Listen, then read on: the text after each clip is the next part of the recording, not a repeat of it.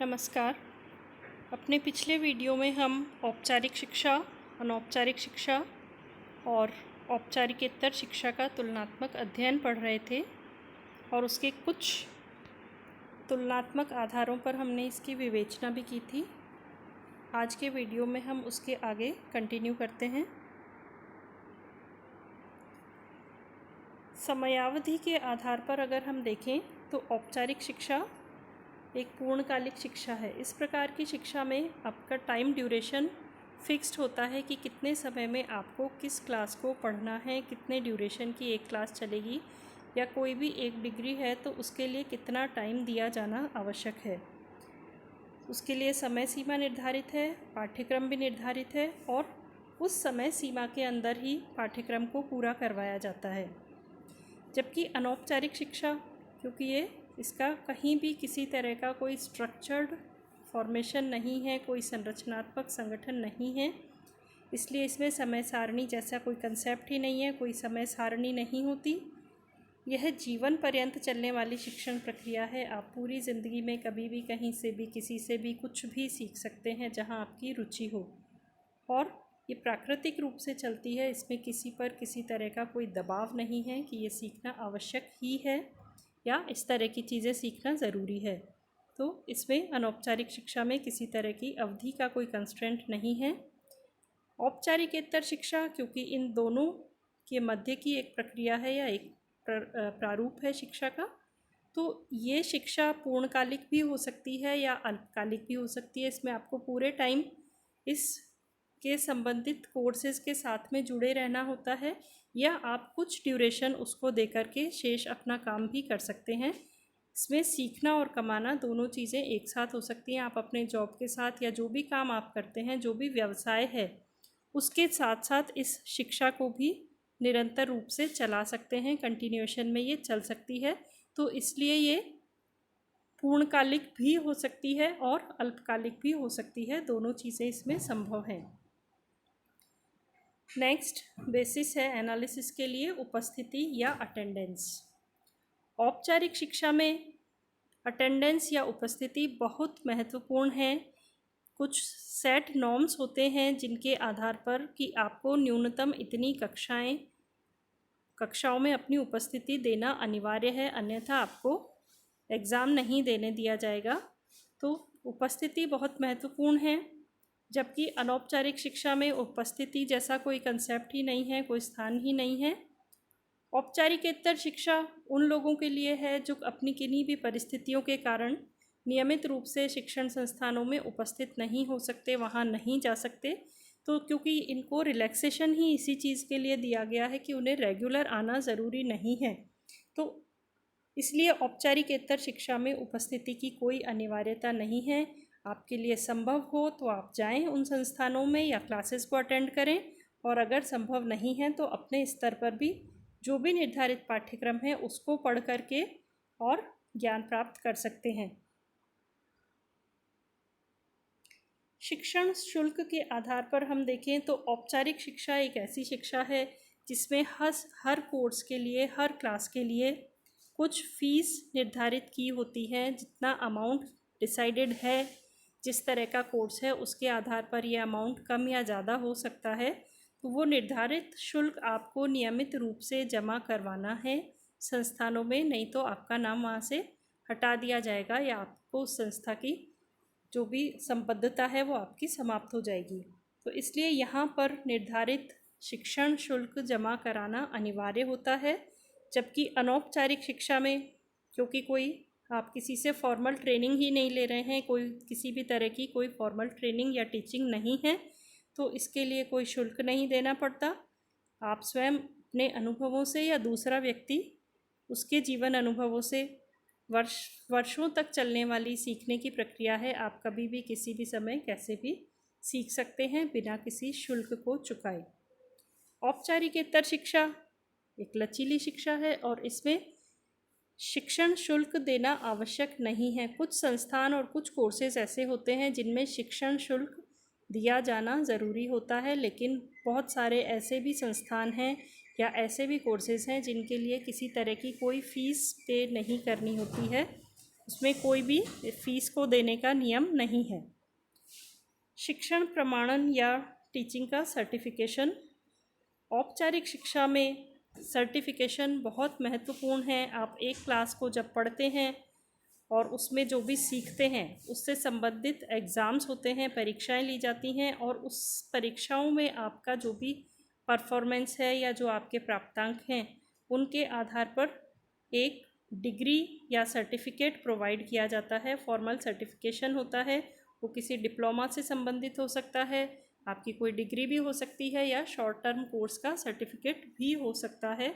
इस तरह की कोई प्रोफेशनल क्वालिफ़िकेशन या एजुकेशनल क्वालिफ़िकेशन होती है, और ये सर्टिफिकेट ही आपको आगे और पढ़ने या सीखने के लिए क्वालिफाइंग एक डॉक्यूमेंट होता है। ये बहुत ज़रूरी होता है, और ये इस तरह के डॉक्यूमेंट्स होते हैं जिनकी पहचान या जिनका आइडेंटिफिकेशन राष्ट्रीय शिक्षा संस्थान, जितने भी हैं राष्ट्रीय स्तर के शिक्षा संस्थान, वहाँ सभी पर ये वैलिड होते हैं, वहाँ सभी जगह पर इनकी मान्यता होती है। अनौपचारिक शिक्षा में किसी तरह की कोई डिग्री या सर्टिफिकेशन नहीं है। आप जो भी सीखते हैं अपनी नॉलेज के लिए सीखते हैं, अपनी स्किल के लिए सीखते हैं, अपनी रुचि के अनुसार सीखते हैं, तो उसके लिए किसी भी तरह का कोई सर्टिफिकेशन नहीं दिया जाता है। जबकि औपचारिकेतर शिक्षा में सर्टिफिकेट्स कई बार दिए भी जाते हैं और कुछ जगह पर सर्टिफिकेट्स नहीं दिए जाते हैं। बहुत सारे कोर्सेज़ ऐसे होते हैं जिनमें आपको सिर्फ स्किल ट्रेनिंग दी जाती है और उससे रिलेटेड कोई सर्टिफिकेट नहीं दिया जाता, सिर्फ स्किल डेवलपमेंट का काम ही किया जाता है। शिक्षण परिणामों को यदि हम देखें तो औपचारिक शिक्षा क्योंकि पूरी तरह संगठनात्मक संरचना है, इसमें सारी चीज़ें प्री डिसाइडेड हैं, किस क्लास में क्या सिलेबस पढ़ाया जाएगा, कितने समय तक के लिए ये चलेगा, क्या क्या उससे हमें विद्यार्थियों को सिखाना है, क्या विद्यार्थी सीखेंगे। तो इसीलिए जो भी इसके परिणाम होते हैं वो हमेशा सकारात्मक होते हैं। अगर स्टूडेंट ने क्लास अटेंड की है, उसने चीज़ों को अच्छे तरीके से सीखा है, समझा है, तो परिणाम हमेशा सकारात्मक भी होंगे, और इनको हम पहले से प्रेडिक्ट भी कर सकते हैं, इनका अनुमान भी लगा सकते हैं कि क्या परिणाम आने वाला है या किस स्टूडेंट ने कितना सीखा है, तो फिर वो किन चीज़ों को किस लेवल तक एक्सेप्ट कर रहा है या उसको अडॉप्ट कर रहा है। जबकि अनौपचारिक शिक्षा में कोई फॉर्मल स्ट्रक्चर नहीं है, किसी भी तरह की पुरानी रूपरेखा नहीं होती, व्यक्ति के ऊपर निर्भर करता है वो चीज़ों को किस तरीके से सीखता है, समझता है। तो यहाँ हम अनुमान नहीं लगा सकते कि परिणाम क्या होगा। सीखने वाला शिक्षार्थी चीज़ों को सही तरीके से सीखेगा या नहीं सीखेगा, सही सीखेगा या गलत सीखेगा, तो परिणाम सकारात्मक या नकारात्मक दोनों तरह के हो सकते हैं और इनका पूर्वानुमान नहीं लगाया जा सकता।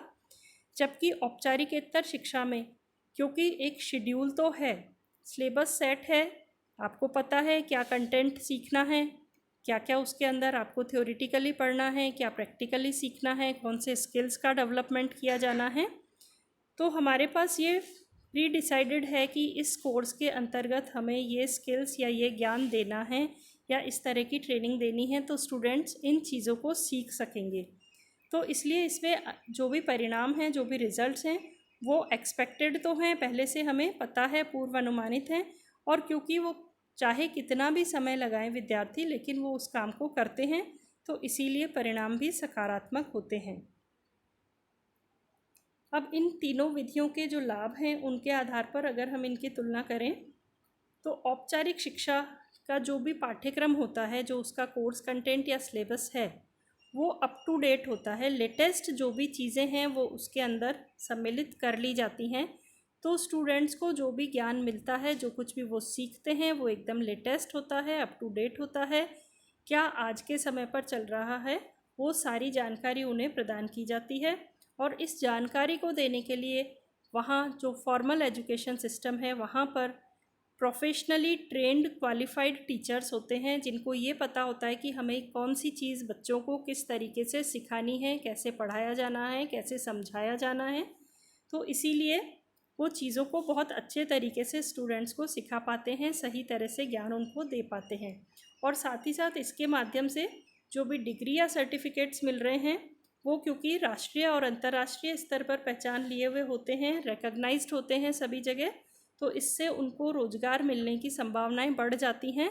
और आप जानते भी हैं कि बहुत सारी प्रतियोगी परीक्षाएं या नौकरियां ऐसी हैं जहां मिनिमम क्वालिफ़िकेशन में आपसे कोई डिग्री ही पूछी जाती है या आपके सर्टिफिकेट्स देख करके ही आपको उसमें किसी परीक्षा में बैठने की अनुमति मिलती है या इंटरव्यू देने की अनुमति प्राप्त होती है। जबकि अनौपचारिक शिक्षा ये व्यक्ति की स्वयं की रुचि के आधारित होती है, तो विषय भी उसकी रुचि का है, उससे संबंधित वो शोध करेगा या खोज करेगा, वो भी स्वयं करता है। अब इसके लिए स्रोत बहुत सारे हो सकते हैं, पुस्तकें हो सकती हैं, पत्र पत्रिकाएं हो सकती हैं, समाचार पत्र हो सकते हैं, सोशल मीडिया, इंटरनेट, या कोई भी और व्यक्ति, उसके परिवारजन, पड़ोसी, मित्र, कोई भी व्यक्ति सिखाने वाला हो सकता है। तो इसमें विषय विशेषज्ञों की आवश्यकता नहीं है, इसमें होते ही नहीं है। तो जिस व्यक्ति के अनुभवों के आधार पर या जिस व्यक्ति से सीखते हैं उतना ही सीखा जाएगा और अच्छे तरीके से सीखा जाता है। किसी तरह का कोई दबाव नहीं है कि इतने टाइम पर ये चीज़ सीखनी है।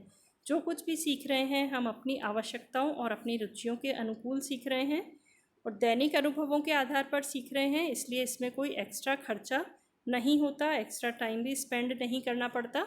जो रूटीन चल रहा है उसी में बीच में ये सारा ज्ञान प्राप्त किया जा सकता है।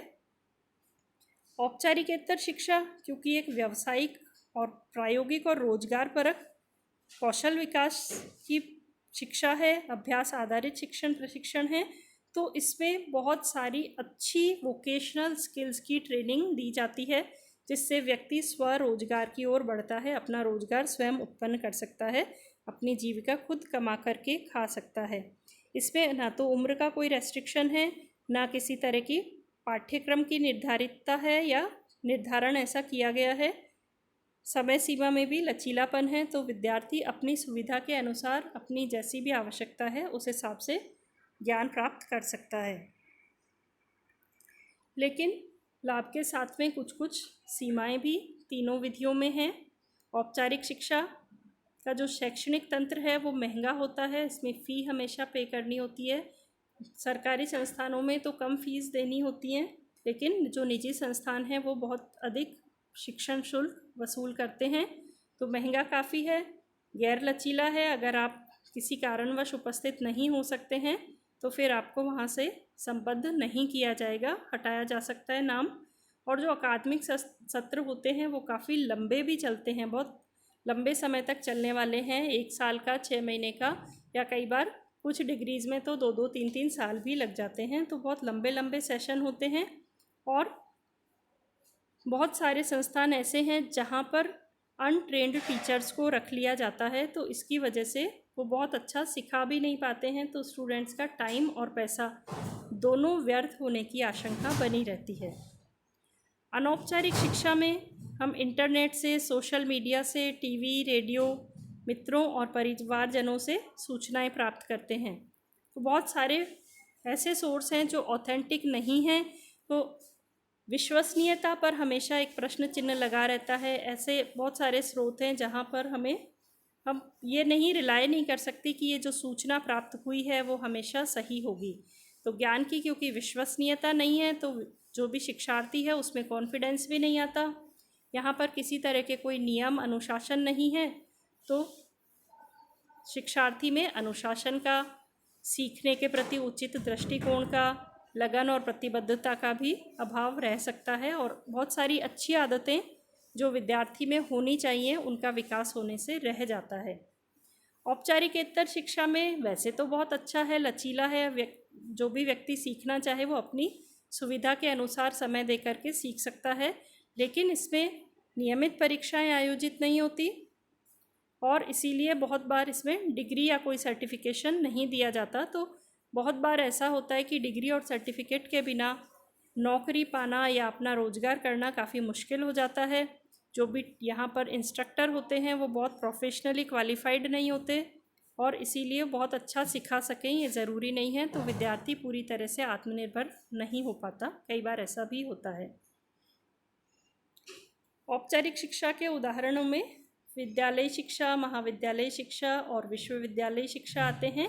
और इसके अलावा अन्य जो भी औपचारिक शिक्षण संस्थान हैं उनसे ज्ञान प्राप्त करना इस शिक्षा के अंतर्गत लिया जाता है। अनौपचारिक शिक्षा में बच्चे को आधारभूत शिक्षा देना, मातृभाषा, बाल कविताएं, अक्षर ज्ञान, गिनती, घर और बाजार के काम करना, बैंक और पोस्ट ऑफिस की कार्यप्रणाली को सिखाना और समझाना, वो इसके अंतर्गत आता है। और औपचारिकेतर शिक्षा के अंदर स्काउट का प्रशिक्षण, खेलकूद के कार्यक्रम, पर्वतारोहण, व्यायाम कार्यशालाएं, समुदाय आधारित प्रशिक्षण कार्यक्रम, प्रौढ़ शिक्षा कार्यक्रम, कौशल प्रशिक्षण कार्यक्रम, सम्मेलन और कार्यशालाएं, इस तरह के चीज़ें इसके अंतर्गत सम्मिलित की जाती हैं।